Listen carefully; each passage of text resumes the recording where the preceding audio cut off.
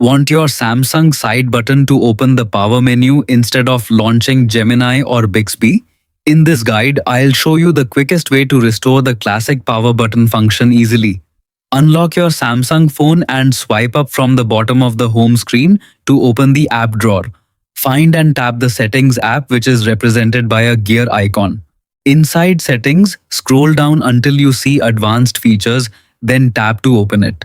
On some Samsung devices, you may need to scroll a little further depending on your software version. Next, tap Side button or Side key. This menu lets you customize what happens when you press the physical button on the side of your phone. Under the Press and Hold section, you'll likely see that Wake Bixby or Digital Assistant app, Gemini, is currently selected. Simply tap Power Off menu instead. The change is applied instantly, so there's no need to save or restart your device. Now, press and hold the side button to test it. Instead of launching Gemini or Bixby, your Samsung phone will display the familiar power menu, giving you options to power off, restart, or make an emergency call. This makes it much easier to quickly turn off or restart your phone whenever needed. And that's it. You've successfully changed the Samsung side button back to the power button.